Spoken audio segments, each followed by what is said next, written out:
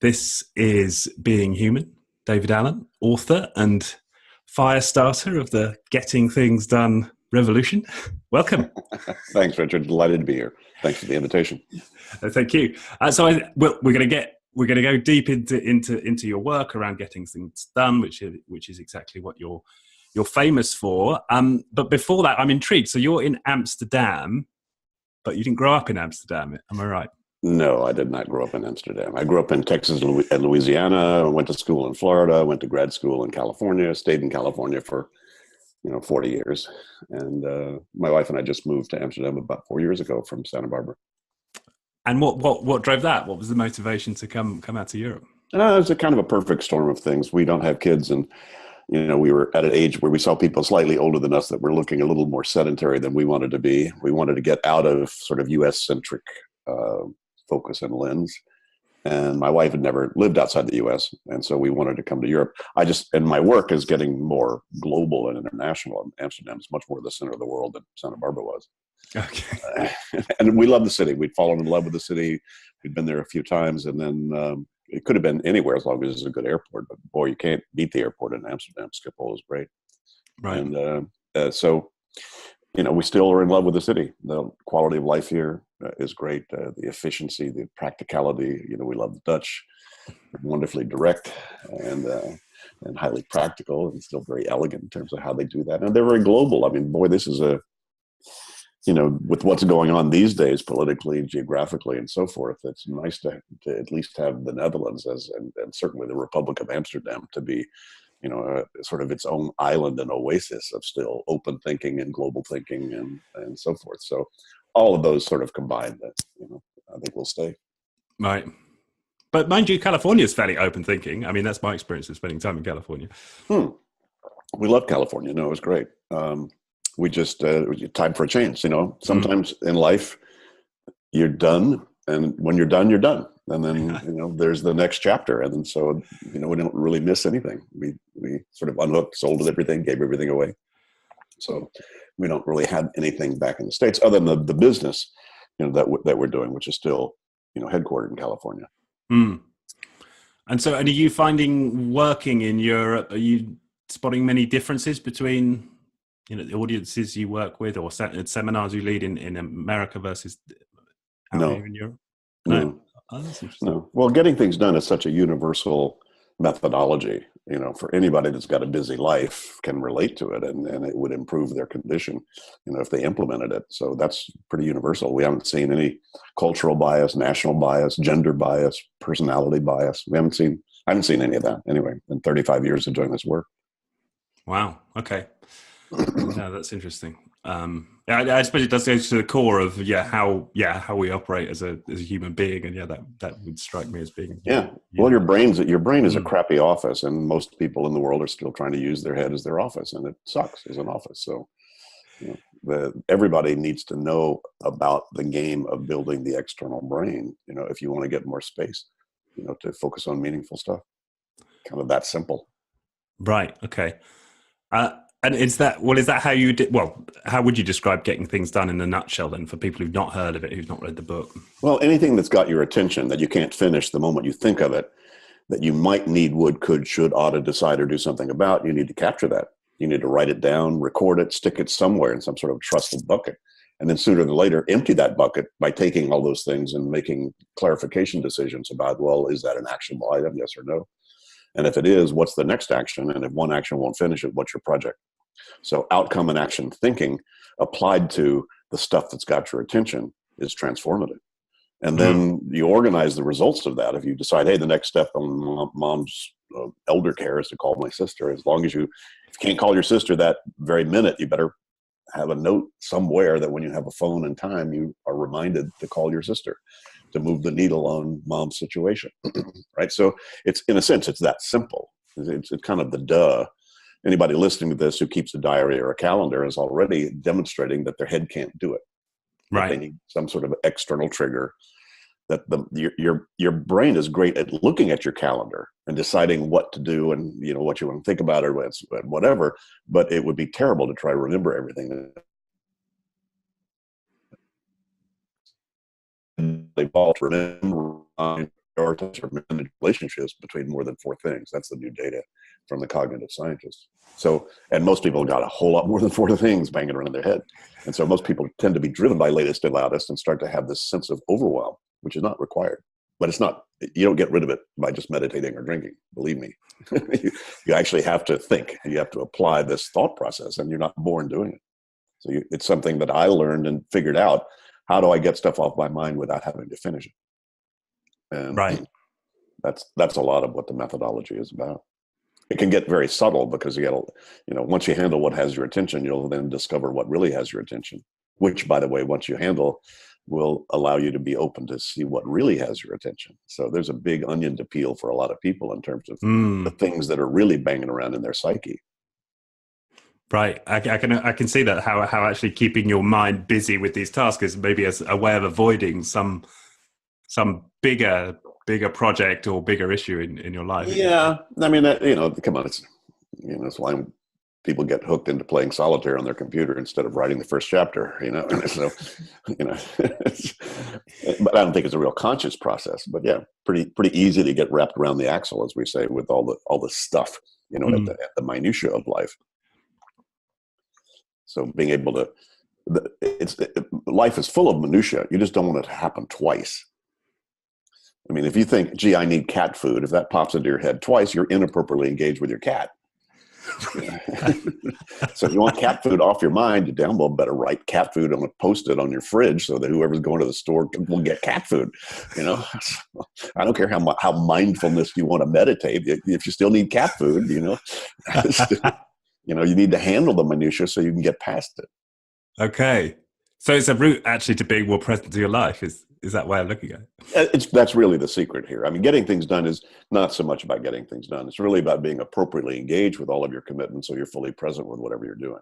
Because that is the most productive state to operate from. It's the best state to hit a golf ball from, or cook spaghetti from, or have a difficult conversation from, is when you're not distracted, when you're fully available and fully present. And that's what this is about. Is I uncovered what are the things that tend to distract us. What are the things that tend to exhaust our cognitive energies because they're not being managed very well in terms of in your head and in your personal systems. And so, if you clean up that act, it gives you a lot more space. What you do with that space will be unique to you. But over the years, I've never seen anybody implement the getting things done or the GTD methods and not create more space. Some of them use it to be more creative. Some people use it to be more strategic. Some people use it to be more present, and have more fun. God knows how you use space.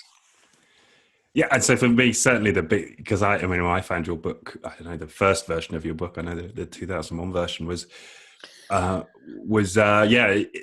me, it's been about managing overwhelm. It's just a brilliant way to stay on top of that overwhelmed feeling when you just feel there's too much spinning in your head, and it's a great way to systemically manage overwhelm. That's what I found it to be. I think somebody appropriately called it knowledge work athletics.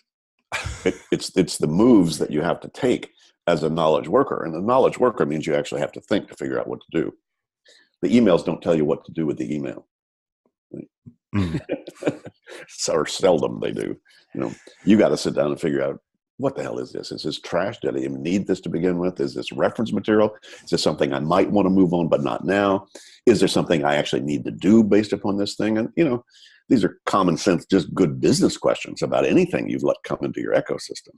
But most people are avoiding doing that thinking process if it's not an immediate, urgent crisis in your face.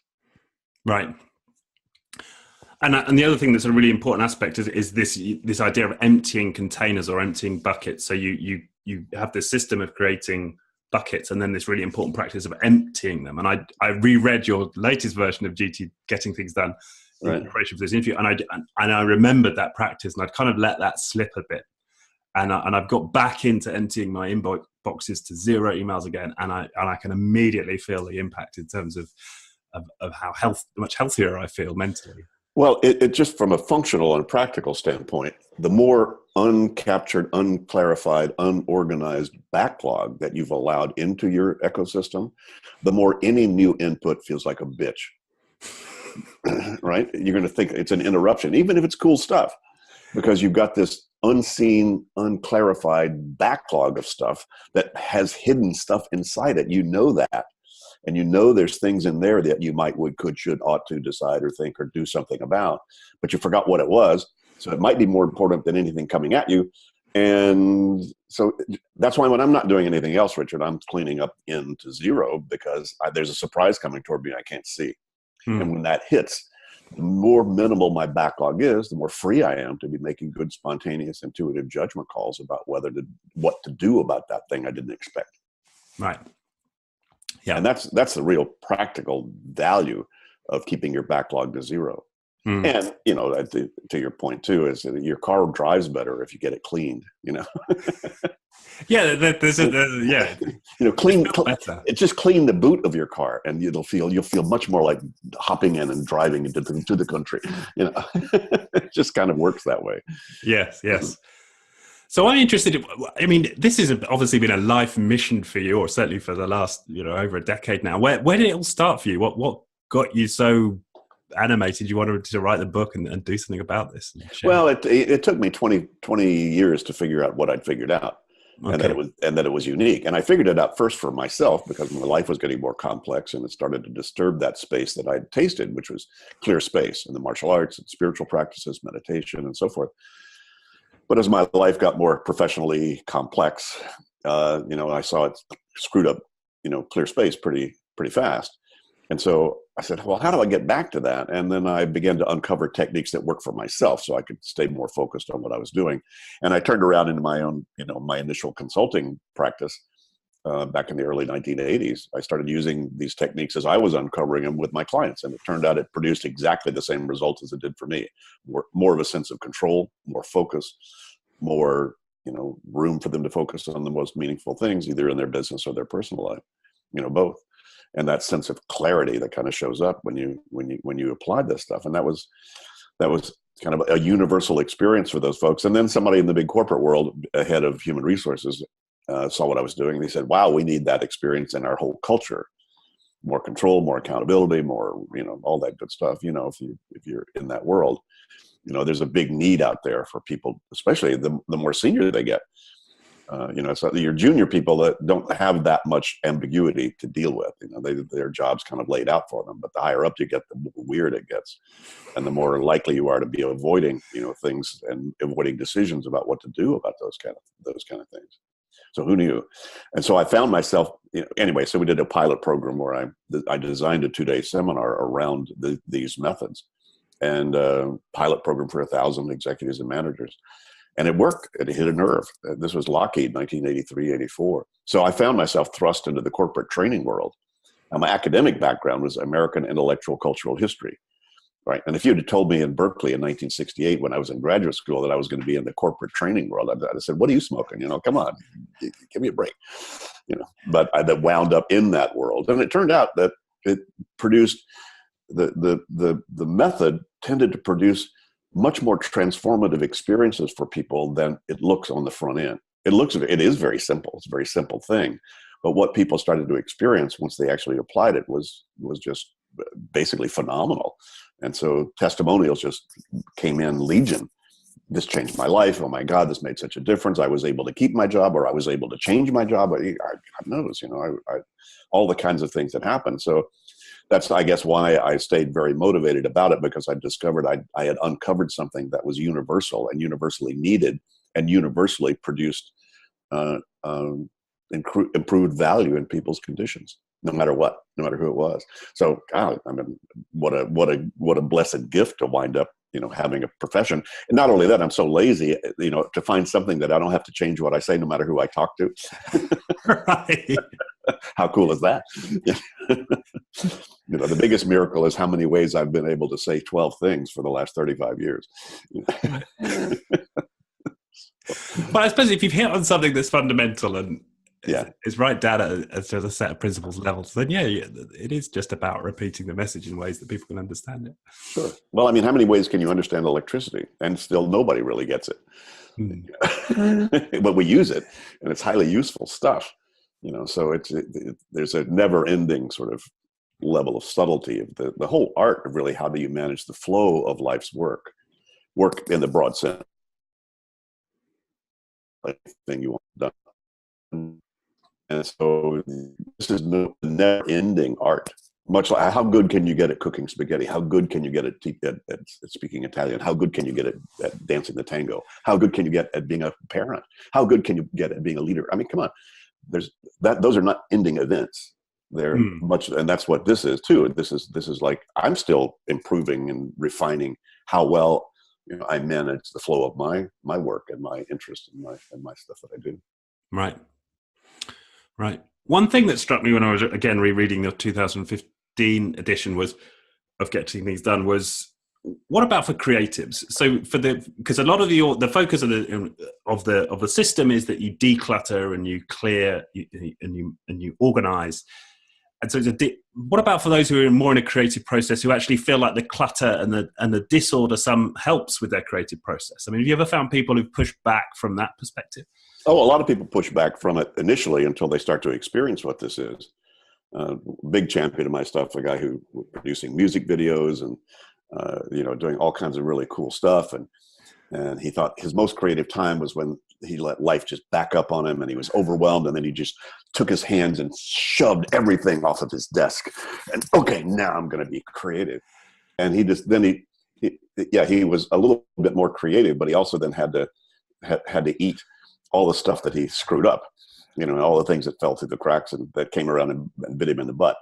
And so he discovered when he applied this methodology, it's like, wow, I don't have to wait till this thing gets crazy. I can actually start to experience that kind of creative space and not have to pay the price of all the stuff I had let fall through the cracks, or to deal with that. And I've had zillions of people, do that. And there are people, who've publicly, who are in the sort of creative professions out there, who've publicly acknowledged that. I mean, probably one of my biggest fans is, probably the best known radio personality in the US, Howard Stern. And Howard, broadcast his 5 million listeners on Sirius Radio. He said, you got to do this David Allen stuff. This is incredible. It actually gave him time to actually learn to paint, which he'd always wanted to do, and also maintain his businesses that he, was kind of up to his eyeballs in terms of the stress of them. And, he's now a different guy. And, Will Smith and Robert Downey Jr., both champions of my stuff, give my book away to, their friends and, just to do that. So there is a misconception. Well, it's like, one of the most creative professions would be, Michelin star chefs, right? Yeah. But as you know, the French chefs have a saying called mise en place. Before you start that evening, you damn well better have every tool, every ingredient, everything in place, right? And that's where your creativity is able to shine, is if you don't have to worry where the knife is or where the tomatoes. Come on. As I say, you're most creative when you have the room to make a mess. But if you're in a mess, you can't make one. Right. And that's actually having me think. So I saw a documentary with Brian Eno. I'm not sure if you're aware of him. No. So he's a major sort of British creative force in the music industry. And there was this documentary of his studio, and it was immaculate. I mean, it was a beautiful studio, and clean and clear. And this guy is, must be one of the most creative guys of his generation. That comes to mind. I can see that you create the space, and then. Yeah, well, but you need to be able to be creative. You need to be able to make a mess. You do. I mean, come on, even just in project planning and brainstorming, you need a room to make a mess. Let me have any idea, bad, good, indifferent, or whatever. Let me just throw it up there and kind of throw up onto the whiteboard, whatever. And that's really, then you see the gold in all the stuff. But you couldn't do that if the whiteboard was already full of crap. Right? You need a clean whiteboard to start, to be able to really unload and to be able to be creative and spontaneous and and range into territories that you've never been before. Right. So for people, so we've talked a little bit around the getting things done philosophy. Can you break it down into like the 3 or 4 key facets of it that people need to implement to make this work for them? Sure. Yeah. We basically recognized, I didn't make it up. I just recognized the steps you go through to get any situation more under control and more focused.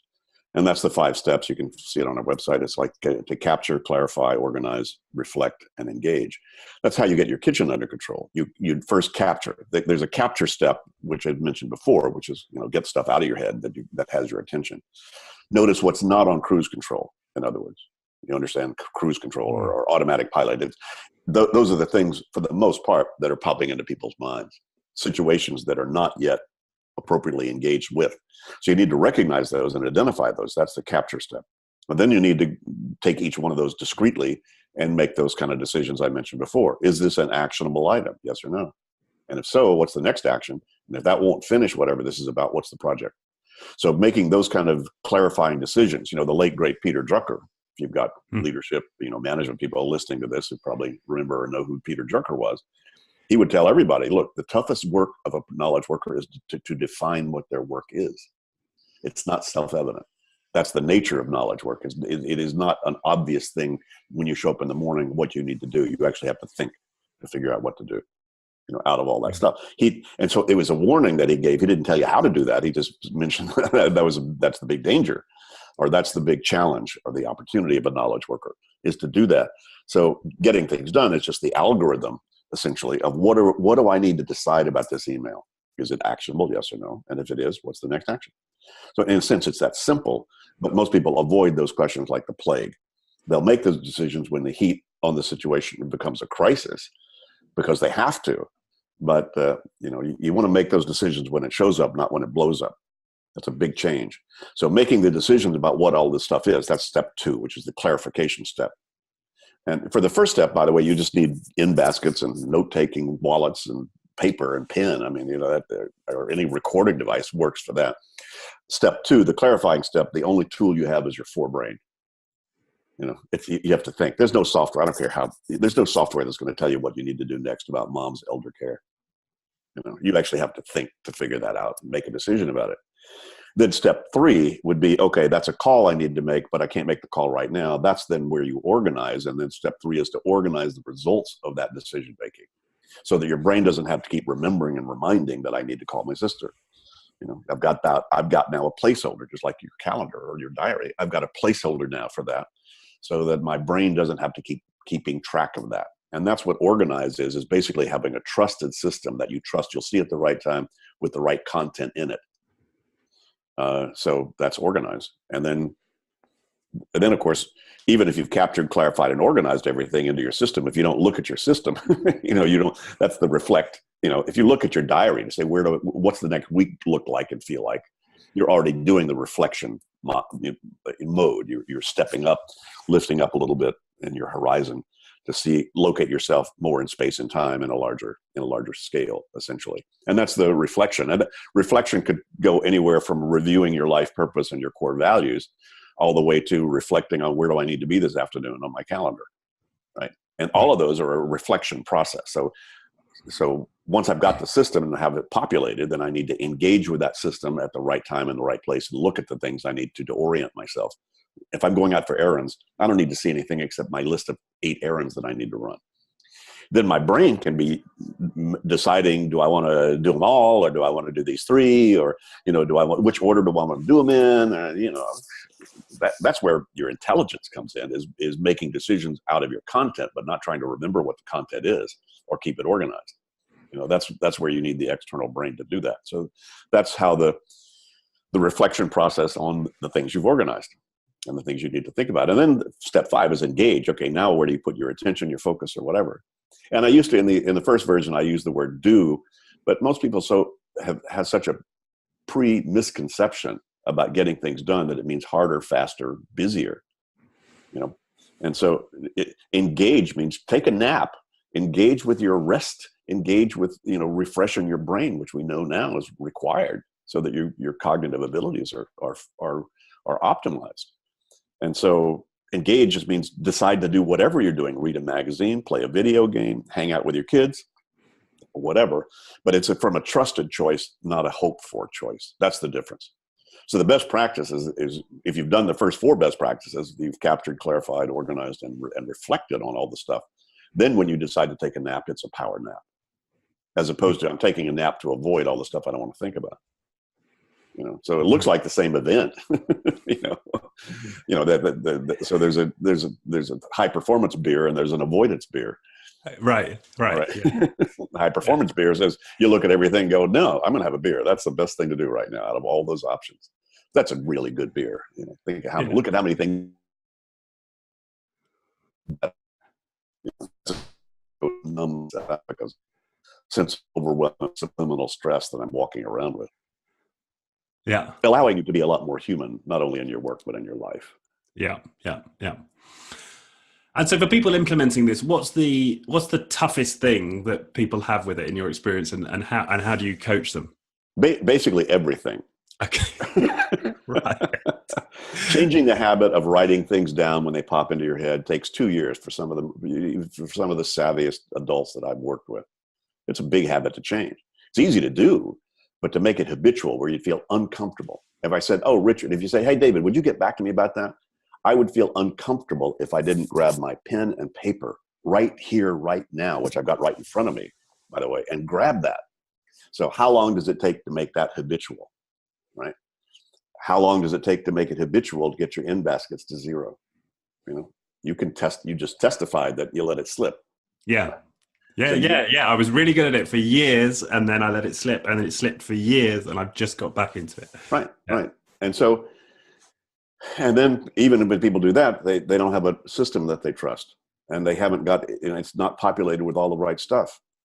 Most people's systems are incomplete piles of unclear things that they just keep rearranging, which doesn't help, creates as much stress as it relieves. Right. Because they haven't captured and clarified so that they could trust their list are complete and have exactly what they need to be reminded of in there. Yeah. So that's a place people fall down to. And then once they do that, then even if they got going, the reason you fell off is you weren't doing weekly reviews.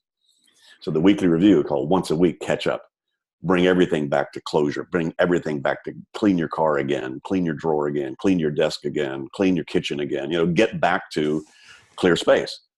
Right. And if you don't do that regularly, if you do that, you'll keep enhancing, your ability to do this work. If you don't, you'll fall off pretty fast because you won't trust either your list or your head. And I that's another thing, actually, again, rereading your book, is what I realized I wasn't doing is I keep the projects list, which is part of your method. And I just leave things sort of ossifying in there. And there's that sort of someday maybe projects on there.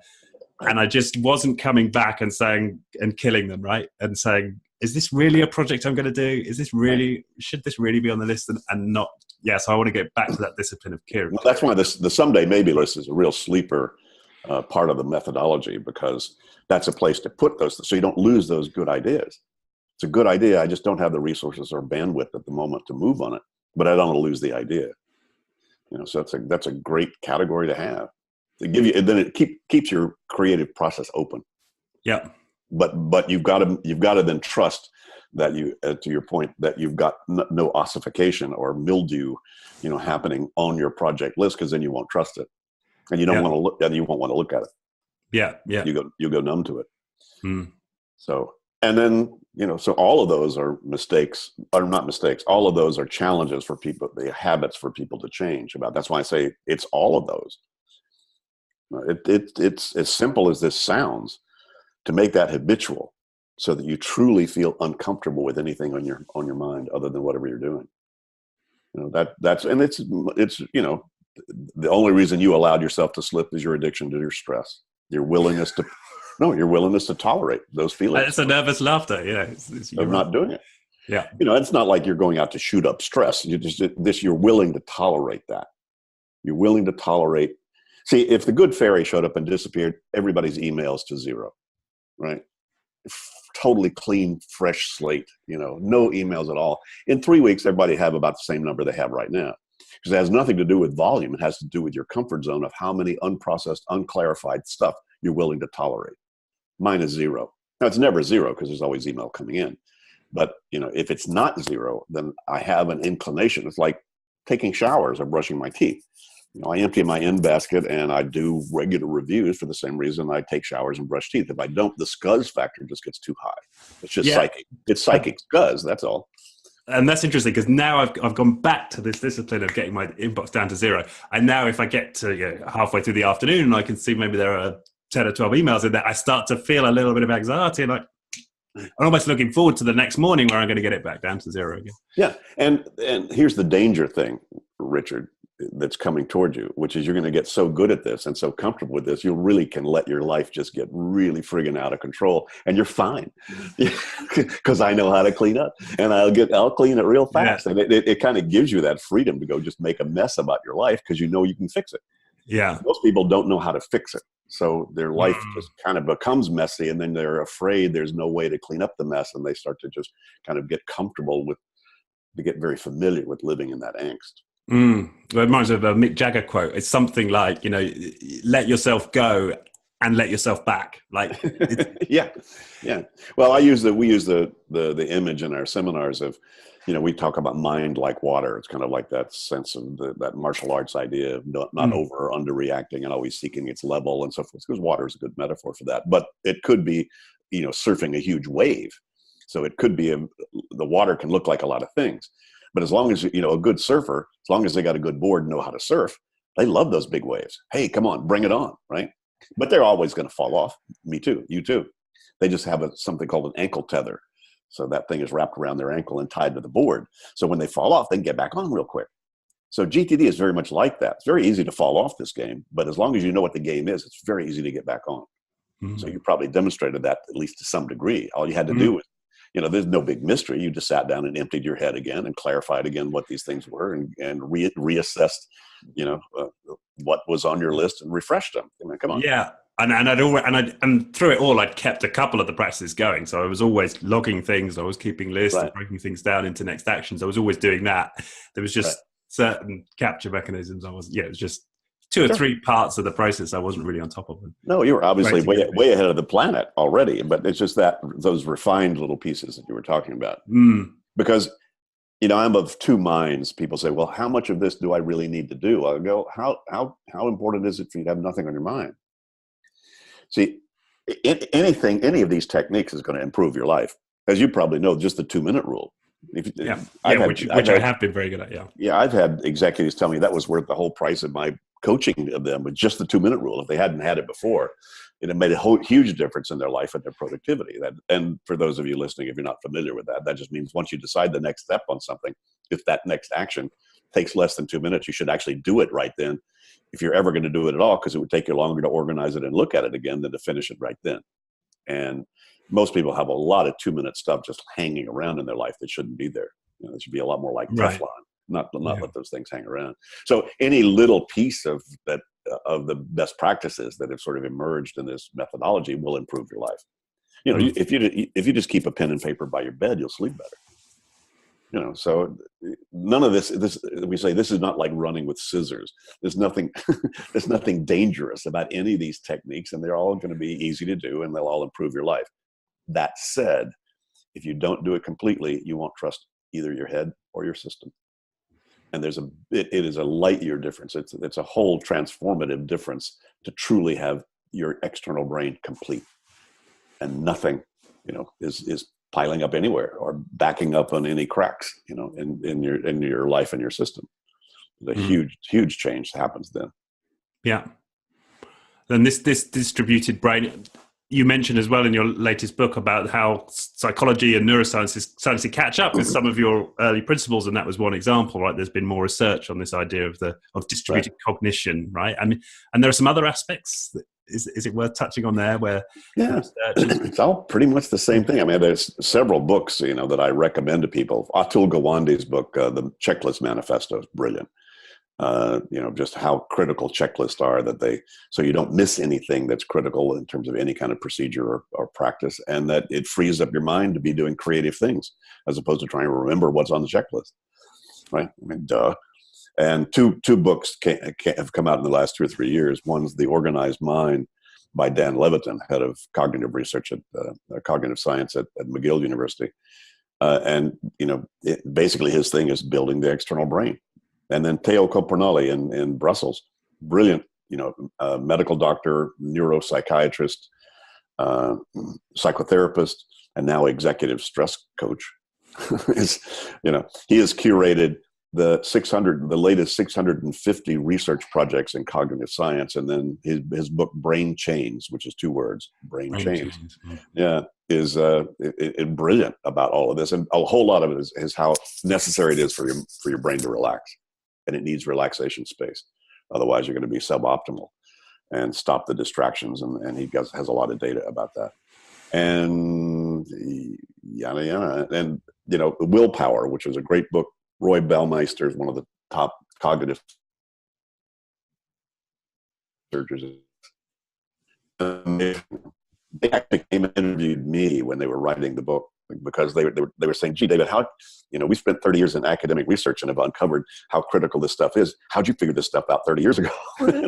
So they were fascinated by the fact that this methodology was already there. As a matter of fact, all those people I just named are big champions of this methodology in my book. So there's a lot of research out there now about that. And anybody who wants to dig into that, just do a Google search on distributed cognition or building the external brain or any of that. You'll see a lot of stuff that's shown up out there. Yeah. Okay.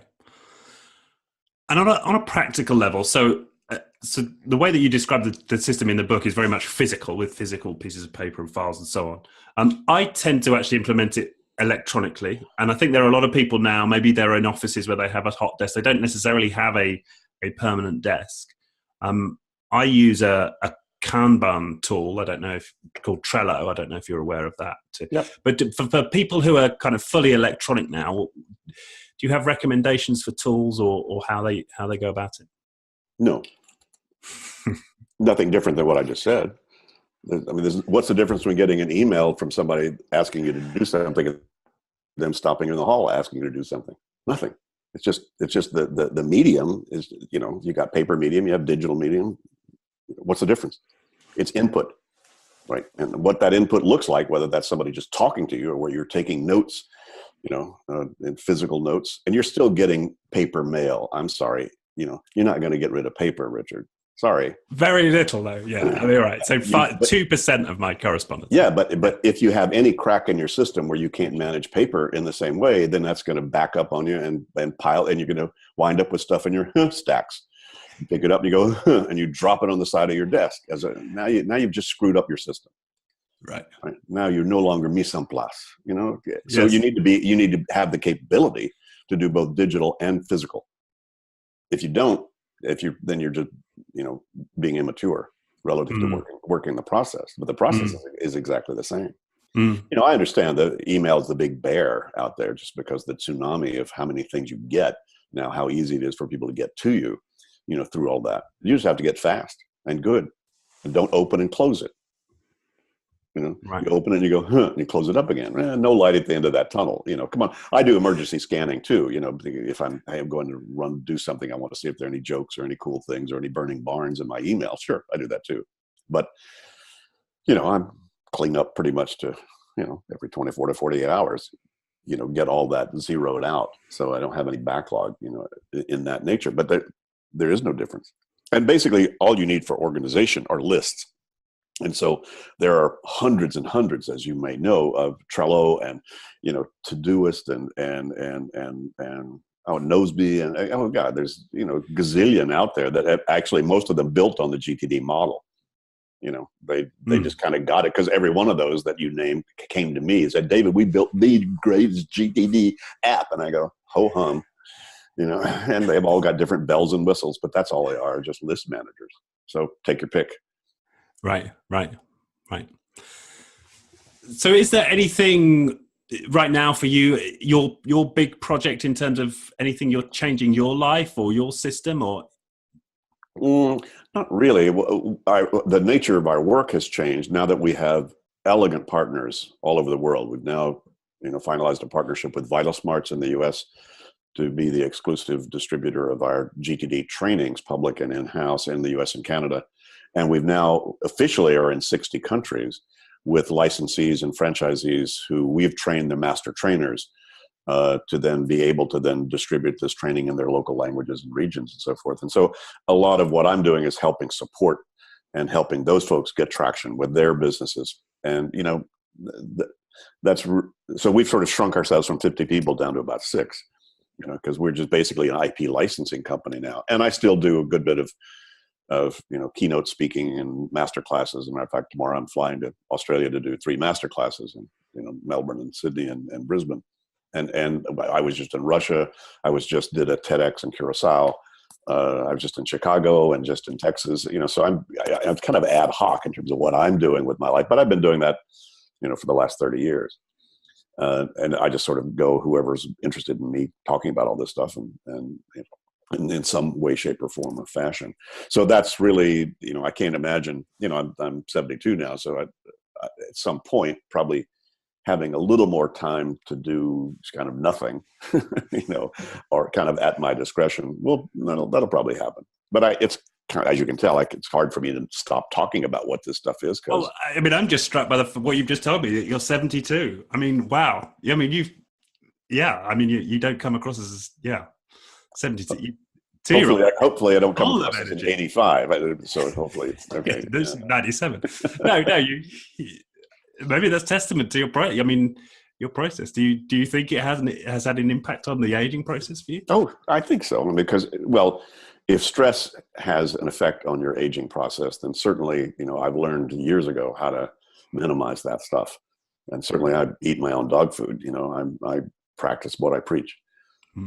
And I guess I'm not a motivational speaker, but I tend to motivate people because I speak the truth from my own experience of this and the experience of thousands of hours working with the best, brightest, and busiest folks on the planet with this methodology and watching what happens.